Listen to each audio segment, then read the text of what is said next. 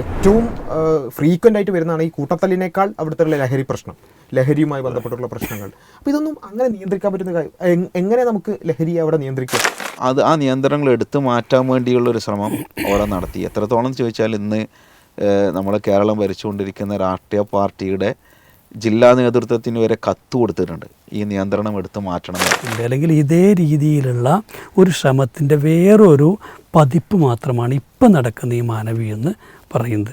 കാരണം ഇപ്പോൾ രാത്രിയിൽ കുറേ സമയം തെരുവിൽ ആടിപ്പാടിയാൽ നമ്മൾ മറ്റൊരു വിഷയത്തിലേക്ക് കടക്കുകയാണ്. അതായത് ഇപ്പോൾ ഇന്നിപ്പോൾ ക്രിസ്മസ് ആണ്.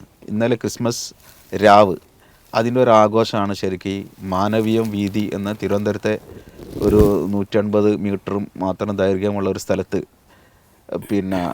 അവിടെ നടന്നത്. അപ്പോൾ അതിൻ്റെ ഒരു ആഘോഷത്തിൻ്റെ ഭാഗമായിട്ട് കൂട്ടത്തല്ലാണ് ഇന്നലെ ഉണ്ടായത്. അവർ പരസ്പരം ഒരു വാഹനം തടഞ്ഞു വെച്ചു.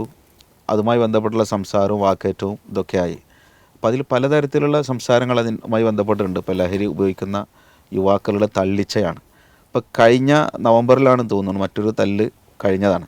പക്ഷെ അതിൻ്റെ മുമ്പ് തന്നെ 9ഓളം സംഘർഷങ്ങൾ അവിടെ ഉണ്ടായിട്ടുണ്ട്. അപ്പോൾ അതിനുശേഷം ഗവൺമെൻറ് നിയന്ത്രണം വന്നു. 10 മണിക്ക് ശേഷം ഇത് ഉപയോഗിക്കാൻ പാടില്ല എന്നുള്ളതും സ്പീക്കർ ഉപയോഗിക്കാൻ പാടില്ല, അതുപോലുള്ള കുറേ നിയന്ത്രണങ്ങൾ വന്നു. പിന്നീട് ആ നിയന്ത്രണങ്ങൾ എടുത്തു മാറ്റാൻ വേണ്ടിയുള്ളൊരു ശ്രമം അവിടെ നടത്തി. എത്രത്തോളം ചോദിച്ചാൽ ഇന്ന് നമ്മൾ കേരളം ഭരിച്ചുകൊണ്ടിരിക്കുന്ന രാഷ്ട്രീയ പാർട്ടിയുടെ ജില്ലാ നേതൃത്വത്തിന് വരെ കത്ത് കൊടുത്തിട്ടുണ്ട് ഈ നിയന്ത്രണം എടുത്തു മാറ്റണം എന്ന് പറഞ്ഞിട്ട്. അവരൊക്കെ ഇടപെട്ടുകൊണ്ടാണ് ഇപ്പം നിയന്ത്രണം എടുത്ത് മാറ്റിയത്. അത് കഴിഞ്ഞ ഉടനെ തന്നെ ഇന്നലത്തെ ഈ സെലിബ്രേഷനോടുകൂടി കൂട്ടത്തല്ലായി. അപ്പോൾ യഥാർത്ഥത്തിൽ ഇങ്ങനത്തെ സംഗതികൾ ഇപ്പോൾ കേരളത്തിൻ്റെ മറ്റു തെരുവീതികളിലൊക്കെ വ്യാപിപ്പിക്കാനുള്ള ശ്രമമുണ്ട്. പറയണത് ഹാപ്പിനെസ്സാണ്. ഹാപ്പിനെസ് അത് വ്യാപിപ്പിക്കുക എന്നുള്ളതാണ് അവരുടെ ലക്ഷ്യമായിട്ട് കാണുന്നത്. എന്താണ് ഇപ്പോൾ നമ്മളെങ്ങനെയാണ് അതിന് വിലയിരുത്തുക എന്നുള്ളതാണ് മാഷെ? ഈ ഒരു രാജ്യത്തെ ജനങ്ങളുടെ ക്ഷേമം, സന്തോഷം, ഇതൊക്കെ ആ ഭരണകൂടത്തിൻ്റെ ബാധ്യതകളിൽ പെട്ട് തന്നെയാണ്. എന്നാൽ എങ്ങനെയാണ് യഥാർത്ഥത്തിലൊരു വെൽഫെയർ സ്റ്റേറ്റ് ഉണ്ടാവുന്നത്, അല്ലെങ്കിൽ ഒരു ക്ഷേമരാഷ്ട്രം ഉണ്ടാവുന്നത്, ആ രാജ്യത്തെ ജനങ്ങൾക്ക് സന്തോഷമുണ്ടാകുന്നതെന്ന് ചോദിച്ചാൽ അത് കൃത്യമായ ഉത്തരങ്ങളുള്ള ഒരു വിഷയമാണ്. പകരം നമ്മൾ എന്തെങ്കിലും ഒരു സ്യൂഡോ ആയ രൂപത്തിൽ ഉള്ള ഒരു സ്യൂഡോ ഹാപ്പിനെസ് പ്രൊവൈഡ് ചെയ്തുകൊണ്ട് ഇതിന് പരിഹാരം ഉണ്ടാക്കാൻ പറ്റില്ല. ഇപ്പോൾ ഈ ഹോമിയോപ്പതി ഒക്കെ സാധാരണ മറ്റൊരു നമ്മളെ അലോപ്പതിക്കാരെന്താ പറയുക, അത് പ്ലാസിബോ മെഡിസിനാന്ന് പറയും. വെറുതെ ഗുളിക കൊടുത്തിട്ട് എന്താണ് അവർ മറ്റേ തട്ടിപ്പ് നടത്തുകയാണെന്നാണ് പറയുക. എന്തോ ആയിക്കോട്ടെ, ഈ പ്ലാസിബോ മെഡിസിൻ കൊടുത്തിട്ട് രോഗം മാറ്റാൻ ശ്രമിച്ചാൽ രോഗം വർദ്ധിക്കുകയാണ് ചെയ്യുക. ഇത് ഈ ഒരു വിഷയത്തിൽ മാത്രമല്ല, നമുക്കറിയാം ഇപ്പോൾ പല കാര്യങ്ങൾ കൊണ്ടും ജനങ്ങളെ സന്തോഷിപ്പിക്കാം. ഇപ്പോൾ സിനിമയ്ക്ക് പോയാൽ ആളുകൾക്ക് സന്തോഷം ഉണ്ടാവും. പക്ഷേ സന്തോഷിക്കാൻ വേണ്ടി ഒരാൾക്ക് എപ്പോഴും സിനിമ കാണാൻ പറ്റുമോ? കഴിയില്ലല്ലോ. അപ്പോൾ നേരത്തെ മദ്യം കേരളത്തിൽ ഇതുപോലെ കൊണ്ടുവന്നു. അപ്പോൾ ഒരാൾക്ക് റിലാക്സ് ചെയ്യാൻ, പണിയൊക്കെ എടുത്ത് ബുദ്ധിമുട്ടിയ ഒരാളെ സംബന്ധിച്ചോളം റിലാക്സ് ചെയ്യാനും ഒന്ന് ചെറിയൊരു എൻ്റർടൈൻമെൻറ്റിന് വേണ്ടി ആണ് മദ്യം ചെയ്യുന്നത്. പക്ഷെ മദ്യം സാർവത്രികമാകുന്നതോടെ എന്ത് സംഭവിച്ചു കൊണ്ടിരിക്കുന്നു നമുക്കറിയാം അല്ലേ. ലോട്ടറി ഇവിടെ കൊണ്ടുവന്നു. അപ്പോൾ അതൊരാളെ സംബന്ധിച്ചോളം വെച്ചാൽ അയാളുടെ മനസ്സിൽ എപ്പോഴും ഒരു പ്രതീക്ഷ ഉണ്ടാക്കാനും എപ്പോഴും തനിക്കും ഇത്തരത്തിലൊരു സാമ്പത്തികമായ ഔന്നത്യം കൈവരാൻ സാധ്യതയുണ്ടെന്നൊക്കെയുള്ളൊരു തോന്നലുണ്ടാക്കാനൊക്കെ ലോട്ടറി സഹായിക്കുന്നുള്ളതാണ്. കുറേ പേര് അതിൻ്റെ പേരിൽ സമ്പന്നന്മാരായിട്ടുണ്ടെന്നൊക്കെയാണ് പറയുക, കണക്ക് വേറെയാണെങ്കിലും. അപ്പോൾ ഇങ്ങനെയൊക്കെയുള്ള പല രീതിയിലുമാണ് ഈ ക്ഷേമവും ഐശ്വര്യവും ഒക്കെ കൊണ്ടുവരാൻ ശ്രമിച്ചുകൊണ്ടിരിക്കുന്നത്. ഇതേ ഒരു രൂപത്തിൻ്റെ അല്ലെങ്കിൽ ഇതേ രീതിയിലുള്ള ഒരു ശ്രമത്തിൻ്റെ വേറൊരു പതിപ്പ് മാത്രമാണ് ഇപ്പം നടക്കുന്ന ഈ മാനവി എന്ന് പറയുന്നത്. കാരണം ഇപ്പോൾ രാത്രിയിൽ കുറേ സമയം തെരുവിൽ ആടിപ്പാടിയാൽ ഉണ്ടാകുന്നതാണ് സന്തോഷമെങ്കിൽ അത് ഉണ്ടാകേണ്ടതായിരുന്നു. മറിച്ച് നമ്മൾ പകരം കണ്ടത് ഇത് ഒരുതരം വയലൻ്റ് റിലീസാണ്. അവരുടെ ഉള്ളിലുള്ള ഒരു പക്ഷേ ഫ്രസ്ട്രേഷൻസ് ആയിരിക്കാം, വയലൻസ് ആയിരിക്കാം, അല്ലെങ്കിൽ പലതിനോടുമുള്ള വിപ്രതിപത്തിയായിരിക്കാം. ഇതൊക്കെ തന്നെ കാരണം അല്ലെങ്കിൽ ഇപ്പോൾ ഒരു കാറ് തടഞ്ഞു വയ്ക്കും, ഒരു ചെറിയൊരു വിഷയമുണ്ടാകുമ്പോഴേക്ക് അങ്ങോട്ടും ഇങ്ങോട്ടും സംഘർഷം ഉണ്ടാകുന്നില്ലല്ലോ. അപ്പോൾ മനസ്സിലില്ലാത്തൊരു സന്തോഷത്തെ ഇത്തരത്തിലുള്ള രൂപം കൊണ്ട് ഉണ്ടാക്കാൻ പറ്റാത്തൊരു സന്തോഷത്തെ ഇതിലൂടെ ഉണ്ടാക്കാൻ ശ്രമിച്ചാണ്. നമ്മുടെ രാജീവ് ഗാന്ധിയുടെ ഒരു അവസാന കാലത്തെക്കുറിച്ച്, അദ്ദേഹത്തിൻ്റെ ഭരണത്തിൻ്റെ ഒരു അവസാന സമയത്തെക്കുറിച്ച് ആനന്ദ് പണ്ടൊരു ലേഖനം എഴുതിയിട്ടുണ്ട്. ഇത് മുഗൾ കാലഘട്ടം ഇന്ത്യ ചരിത്രത്തിൽ ഏറ്റവും സമ്പന്നമായിട്ടുള്ള ഭരണകൂടമായിരുന്നു. സമ്പന്നം മാത്രമല്ല, എല്ലാ അർത്ഥത്തിലും ഈ നിലവിലുള്ള ഒരു ഇന്ത്യയുടെ ഒരു ഫൗണ്ടേഷൻ ഇട്ടുകൊടുത്ത ഒരു ഭരണ സംവിധാനം കൊണ്ടുവന്ന, നികുതി സമ്പ്രദായം എല്ലാത്തിനും ഒരു കൃത്യത കൊണ്ടുവന്ന ഭരണകൂടമായിരുന്നു. പക്ഷേ അത് നമുക്കറിയാം, ഈ ജഹാംഗീറും ഷാജഹാനിലേക്കൊക്കെ എത്തുന്നതോടെ ഒരുപാട് സാമ്പത്തിക അഭിവൃദ്ധി പ്രാപിച്ചപ്പോൾ ഭയങ്കരമായിട്ടുള്ള ഒരു എൻ്റർടൈൻമെൻറ്റിലേക്ക് ഇത് പോയി. അപ്പോൾ ഔറംഗസീബ് അല്ല യഥാർത്ഥത്തിൽ, അല്ലെങ്കിൽ അദ്ദേഹത്തിൻ്റെ പോളിസീസ് അല്ല ഈ തകർച്ചയ്ക്ക് പ്രധാന കാരണം, മറിച്ച് ഈ ഭരണകൂടം തന്നെയും ഇത്തരത്തിലുള്ള ഈ ഒരു കൾച്ചറലായ ഒരു ഫ്രീഡം, അങ്ങനത്തെ ഒരു സ്വാതന്ത്ര്യം, അതെല്ലാ രംഗത്തും നമുക്കറിയാലോ, ഈ സ്വാതന്ത്ര്യത്തിലേക്ക് പോയി എന്നുള്ളതാണ്. ഇതിൻ്റെ ഒരു അനന്തരഫലമാണ് ഒടുവിൽ യൂറോപ്യൻസിനൊക്കെ മീൻസ് ബ്രിട്ടീഷുകാർക്ക് ഇവരെ കീഴടക്കാനൊക്കെ കഴിയുന്നതാണ്. അപ്പോൾ അതൊരു അവസാനത്തിൻ്റെ ഒരു തുടക്കം ആണ് ഈ ആഘോഷങ്ങളെന്നാണ് ആനന്ദ് അതിനകത്ത് പറഞ്ഞു വയ്ക്കുന്നത്. അപ്പോൾ ഇവിടെ എന്താ വെച്ചാൽ നമ്മൾ ഒരു ഗവൺമെൻറ് ഒരു എൻ്റർടൈൻമെൻറ്റ് ഫാക്ടറി ആയിട്ട് മാറേണ്ട ആവശ്യമില്ല. യഥാവിധി എങ്ങനെയാണോ കാര്യങ്ങളെ കണ്ട് പരിഹരിക്കേണ്ടത് അതിന് വേണ്ട ശ്രമങ്ങൾ നടത്തിയാൽ ജനങ്ങൾക്ക് സന്തോഷമുണ്ടാകും. അതല്ലാതെ നമ്മൾ ഈ രീതിയിലുള്ള തുറന്നു വിട്ട ഒരു യുവത്വം എന്നതൊന്നും സന്തോഷത്തിൻ്റെ ഒരു മാനദണ്ഡമായി മാറും നമുക്ക് തോന്നുന്നില്ല. നമ്മൾ പൊതുവെ പറയാറുണ്ട് freedom without wisdom is collapse എന്നുള്ളത്. എന്നുവെച്ചാൽ നമ്മൾ പൊതുവിൽ ഭയങ്കര ഒരു ടെംപ്റ്റിംഗ് ആയിട്ടുള്ളൊരു സാധനമാണ് ഈ ഫ്രീഡം എന്ന് പറയുന്നത്, സ്വാതന്ത്ര്യം. അതായി ഇഷ്ടപ്പെടാത്ത ആരും ഉണ്ടാവില്ല, അല്ലെങ്കിൽ ആ പദത്തിന് തന്നെ ആ ഒരു പോസിറ്റിവിറ്റി ഉണ്ട്. പക്ഷേ അവിടെയൊക്കെ നമുക്ക് മനസ്സിലാക്കേണ്ടത് ഫ്രീഡം എന്നുള്ളത് യഥാർത്ഥത്തിൽ വരുന്നത് കുറച്ച് നിയന്ത്രണങ്ങളോടുകൂടിയാണ്. നമ്മൾ പൊതുവെ പറയാറുള്ളൊരു ഉദാഹരണമാണ്, ഇപ്പോൾ നമുക്ക് എപ്പോഴാണ് റോഡിൽ വണ്ടിയെടുത്ത് ഇറങ്ങാൻ സ്വാതന്ത്ര്യം കിട്ടുന്നത്? നമ്മൾ ലൈസൻസ് കിട്ടുന്നതോടുകൂടിയാണ്. ലൈസൻസ് എന്ന് പറഞ്ഞാൽ കുറേ നിയന്ത്രണങ്ങളാണ് അല്ലേ? ആ ലൈസൻസ് നമ്മൾ എഴുതുമ്പോൾ റോഡിലെ കുറേ നിയമങ്ങൾ പാലിക്കാമെന്ന് നമ്മൾ പഠിക്കുകയാണ്. ആ നിയന്ത്രണങ്ങൾ ഏറ്റെടുത്തുകൊണ്ടാണ് നമ്മൾ എന്ത് ചെയ്യുന്നത്, വണ്ടി ഇറക്കാനുള്ള സ്വാതന്ത്ര്യം നമ്മൾ നേടുന്നത്.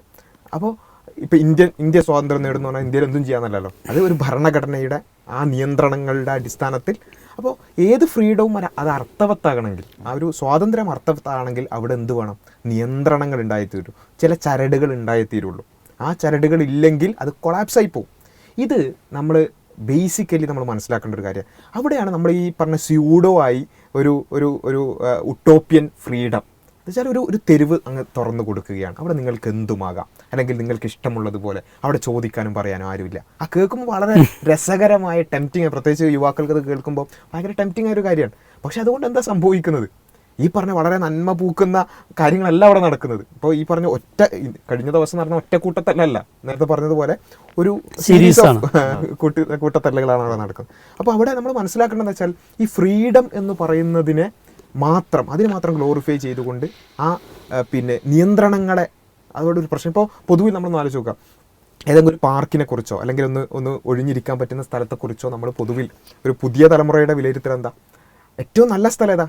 അത് ഈ മോറൽ പോലീസിങ് ഒന്നും ഇല്ലാത്ത, എന്ന് വെച്ചാൽ ഇങ്ങനെ എന്തെങ്കിലുമൊക്കെ കണ്ടാൽ അത് ചോദിക്കാത്ത സ്ഥലങ്ങൾ, അല്ലെങ്കിൽ ഏറ്റവും നല്ല ലോഡ്ജുകൾ, മുറിയെടുക്കാൻ പറ്റുന്ന ലോഡ്ജുകൾ ഏതാ? ഈ പറഞ്ഞ റെയ്ഡുകളോ അല്ലെങ്കിൽ അത്തരത്തിലുള്ള കാര്യങ്ങളൊന്നും ഇല്ലാത്ത, എന്നുവെച്ചാൽ ചോദ്യവും പറച്ചിലുകളും അല്ലെങ്കിൽ നിയന്ത്രണങ്ങൾ അത് ഇല്ലാത്ത സ്ഥലമാണ് ഏറ്റവും നല്ലത് എന്ന ഒരു ചിന്ത എന്ത് ചെയ്യാണ് ഉണ്ടാവുകയാണ്. അപ്പോൾ അവിടെയാണ് നമുക്ക് കാണാൻ സാധിക്കുന്നത്, ഇങ്ങനെ ഈ നിയന്ത്രണങ്ങൾ ഇല്ലാതാകുമ്പോൾ ഒരറ്റത്തുനിന്ന് ഇത് അഴിച്ചു തുടങ്ങുമ്പോൾ വേറെ അറ്റത്തുനിന്ന് ഇത് പൊട്ടിത്തുടങ്ങും എന്നുള്ളത് നമുക്ക് കൃത്യമായി കാണുകയാണ്. അതാണ് ഈ ഇപ്പോൾ ഏറ്റവും ഫ്രീക്വൻ്റ് ആയിട്ട് വരുന്നതാണ് ഈ കൂട്ടത്തല്ലിനേക്കാൾ അവിടുത്തെ ലഹരി പ്രശ്നം, ലഹരിയുമായി ബന്ധപ്പെട്ടുള്ള പ്രശ്നങ്ങൾ. അപ്പോൾ ഇതൊന്നും അങ്ങനെ നിയന്ത്രിക്കാൻ പറ്റുന്ന കാര്യം. എങ്ങനെ നമുക്ക് ലഹരി അവിടെ നിയന്ത്രിക്കാം? നമുക്കവിടെ പോയിട്ട് കരൾ നശിക്കുമെന്ന് പറഞ്ഞിട്ട് ക്ലാസ് എടുത്തിട്ട് ഒരു കാര്യമില്ല. കാരണം കരൾ നശിച്ചാൽ എന്താ, ജീവിതം എൻജോയ് ചെയ്യാനുള്ളതല്ലേ. പിന്നെ ക്യാൻസർ വന്നാൽ എന്താ, എൻജോയ് ചെയ്യണ്ടേ, എക്സ്പ്ലോർ ചെയ്യണ്ടേ. എന്തായാലും ഒരു ദിവസം മരിക്കും. ആ മരിക്കുന്നതിന് മുമ്പ് എല്ലാ ടേസ്റ്റും അറിഞ്ഞിട്ട് എല്ലാ ലഹരിയും ആസ്വദിച്ചിട്ട് മരിച്ചാൽ പോരെ എന്ന് ചിന്തിക്കുന്ന ആളുകളോട് നമ്മൾ എന്ത് ക്ലാസ് എടുക്കാനാണ്, എന്ത് ലഹരി വിരുദ്ധ ക്ലാസ് എടുക്കാനാണ്? അപ്പോൾ അത് നടക്കില്ല. അപ്പോൾ ഈ ചിന്താഗതിയാണ് പ്രശ്നം എന്നുള്ളിടത്തേക്ക് നമുക്ക് എത്താൻ സാധിക്കണം എന്നുള്ളതാണ് അതിൽ ഏറ്റവും പ്രധാനമായിട്ട് തോന്നുന്നത്. ഇപ്പോൾ ചിലപ്പോൾ ചില ആളുകൾ പറയുന്നത് വെച്ചാൽ ഇത് ഇവിടെ ഇംപ്ലിമെൻ്റ് ചെയ്തതിൻ്റെ പ്രശ്നമാണ്, അതായത് ഇവിടുത്തെ മാനവീയം വീതിയിലേ ഉള്ളൂ, അല്ലാതെ പൊതുവിൽ ഇതിൻ്റെ ഒരു പ്രശ്നമല്ല. നമുക്ക് പല സ്ഥലങ്ങളിലും ഇത് നടപ്പിലാക്കിയ പല സ്ഥലങ്ങളിലും ഇത്തരത്തിലുള്ള അനുഭവങ്ങൾ നമുക്ക് ഫ്രീക്വൻ്റായി കാണാൻ സാധിക്കും. ഇനി ഒന്നുമില്ലെങ്കിൽ നമ്മൾ മനസ്സിലാക്കേണ്ടതെന്ന് വെച്ചാൽ പല കാര്യങ്ങളുടെയും ഇങ്ങനെയുള്ള കോൺസിക്വൻസ് അത് ഇൻസ്റ്റൻറ്റ് കോൺസിക്വൻസസ് ആയിരിക്കില്ല, ഇൻസ്റ്റൻറ്റ് ഹാമുകളായിരിക്കില്ല. അതായത് ഇവിടെ ഇപ്പം ഇത് നടപ്പിലാക്കിയപ്പോൾ തന്നെ കൂട്ടത്തല്ലുകൾ തുടങ്ങി, ലഹരി പ്രശ്നങ്ങൾ തുടങ്ങി, പിന്നെ അങ്ങനെയുള്ളതൊക്കെ തുടങ്ങി. പക്ഷേ എപ്പോഴും അതന്നെ ആയിരിക്കണമെന്നില്ല. ഇതിൻ്റെ ഹാമുകൾ പലപ്പോഴും വളരെ ലോങ് ടേമിലുള്ളതായിരിക്കും. ഇപ്പോൾ ഉദാഹരണത്തിന് നമ്മൾ സിനിമാ ഫീൽഡ് എടുക്കുക. സിനിമാ ഫീൽഡിൽ ഭയങ്കര പുരോഗതിയുടെയും അങ്ങനെയുള്ള ഒരു ഫീൽഡായി നമ്മൾ പറയും. പക്ഷേ അവിടെ നമ്മൾ ഫ്രീക്വൻ്റ് ആയി കേൾക്കുന്നതാണ് ഈ മീറ്റു എന്ന് പറയുന്നത്. മീറ്റു എന്ന് പറഞ്ഞാൽ ഒറ്റയടിക്ക് പെട്ടെന്ന് സംഭവിക്കുന്ന ഒരു ഇൻസ്റ്റൻറ്റ് ഹാമല്ല, പക്ഷേ കാലങ്ങളായി അതിലൂടെ കടന്നുപോയി എന്ത് ചെയ്യാണ് അവസാനം തുറന്നു പറയുന്ന കുറച്ച് കാര്യങ്ങൾ മാത്രമാണ് നമ്മൾ കാണുന്നത്. ഇതേപോലെ ഇത്തരത്തിലുള്ള കാര്യങ്ങൾ നടപ്പിലാക്കുന്നിടത്തൊക്കെ ലോങ് ടേമിലുള്ള ഒരുപാട് നമുക്ക് അളക്കാൻ പോലും സാധിക്കാത്ത രൂപത്തിലുള്ള ഒരുപാട് ഹാമുകൾ അത് സൊസൈറ്റിക്കും ഇൻഡിവിജ്വൽസിനും ഉണ്ടാകുന്നുണ്ട് എന്നുള്ളതാണ്. അപ്പോൾ ഈ ഒരു മരീചിക തേടി അല്ലെങ്കിൽ ഈ ഉട്ടോപ്യ തേടി, ഒരു സ്വാതന്ത്ര്യത്തിൻ്റെ ഒരു ഉട്ടോപ്യ തേടി പോകുന്ന ആളുകൾ യഥാർത്ഥത്തിൽ അവർ കണ്ടെത്തുന്നത് ഹാപ്പിനെസ്സോ സ്വാതന്ത്ര്യമോ അല്ല. അവസാനം അവരെത്തുന്നത് ഡിപ്രഷനിലേക്കും അതുപോലെ തന്നെ ഇങ്ങനെയുള്ള. അപ്പോൾ നമ്മൾ ഈ പൊതുവെ ഈ വേൾഡ് ഹാപ്പിനെസ് ഇൻഡെക്സ് ഒക്കെ പറയുമ്പോൾ നമ്മൾ പൊതുവെ പറയുമ്പോൾ യൂറോപ്യൻ രാജ്യങ്ങൾ, പ്രത്യേകിച്ചും സ്കാൻഡിനേവിയ രാജ്യങ്ങൾ, അവിടെ ഇതുണ്ട്. ശരിയാണ്, അവിടെ ഇൻഫ്രാസ്ട്രക്ചർ നല്ലുണ്ട്. ഹെൽത്തിനാണെങ്കിലും എഡ്യൂക്കേഷനാണെങ്കിലൊക്കെ ഇൻഫ്രാസ്ട്രക്ചർ ഉണ്ട്. ഏറ്റവും നന്നായി ഹാപ്പി ആയിട്ട് ജീവിക്കാനുള്ള എല്ലാ സാഹചര്യങ്ങളും അവിടെ ഉണ്ട്. പക്ഷെ എന്താ സംഭവിക്കുന്നത്?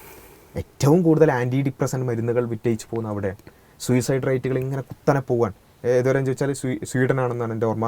അവസാനം ആത്മഹത്യ, വേദന കുറഞ്ഞ രൂപത്തിൽ ആത്മഹത്യ ചെയ്യാനുള്ള മെഷീൻ വരെ അവിടെ കണ്ടെത്തുന്ന അവസ്ഥ ഉണ്ടായി. അപ്പോൾ ഇതൊന്നും യഥാർത്ഥത്തിലൊരു മനുഷ്യൻ്റെ ജീവിതത്തിൻ്റെ ഒരു ഫുൾഫിൽമെൻറ്റോ ആത്യന്തികമായൊരു സന്തോഷമോ ഉണ്ടാക്കുന്നൊരു കാര്യമല്ല. അത് വളരെ നൈമിഷികമായി നേരത്തെ പറഞ്ഞ പോലെ ഒരു ഏതാനും 1 മണിക്കൂറേക്ക് അല്ലെങ്കിൽ കുറച്ച് നേരത്തേക്കുള്ള ഒരു ഹൈപ്പ്, അത് കഴിഞ്ഞാൽ വീണ്ടും നമ്മൾ നോർമൽ ലൈഫിലേക്ക് വരുന്നു, നമ്മൾ ജീവിതത്തിൻ്റെ യാഥാർത്ഥ്യങ്ങളോട് അഭിമുഖീകരിക്കുന്നു, വീണ്ടും നമ്മൾ എന്ത് ചെയ്യുന്നു, ഡിപ്രഷനിലേക്ക് പോകുന്നു. ഈ ഒരു അവസ്ഥ ഉണ്ടാവുക. അപ്പോൾ അവിടെ ജീവിതത്തിൻ്റെ ബാലൻസ് കണ്ടെത്തുക, ഒരു ഉട്ടോപ്യൻ സ്വാതന്ത്ര്യം തേടി പോകാതിരിക്കുക എന്നുള്ളതാണ് അതിൽ നമുക്ക് ചെയ്യാൻ പറ്റുന്ന കാര്യം എന്നാണ് ഞാൻ മനസ്സിലാക്കിയത്. ഇപ്പോൾ മനുഷ്യനെന്ന നിലക്ക് ഒരുപാട് നിയമങ്ങളും അതുപോലെ വ്യവസ്ഥകളും കൃത്യമായി പാലിക്കുക എന്നുള്ളതാണ് അതിൽ പ്രധാനമായിട്ടുള്ളത്. അപ്പോൾ അതിലൂടെ ആ ജീവിതത്തിലൂടെ സന്തോഷം കൊണ്ടുവരാനും അതുപോലെ ആ സന്തോഷം ആസ്വദിക്കാനും ചെയ്യാന്നുള്ളതാണ് അതിൽ കഴിയുമെന്നുള്ളതാണ്.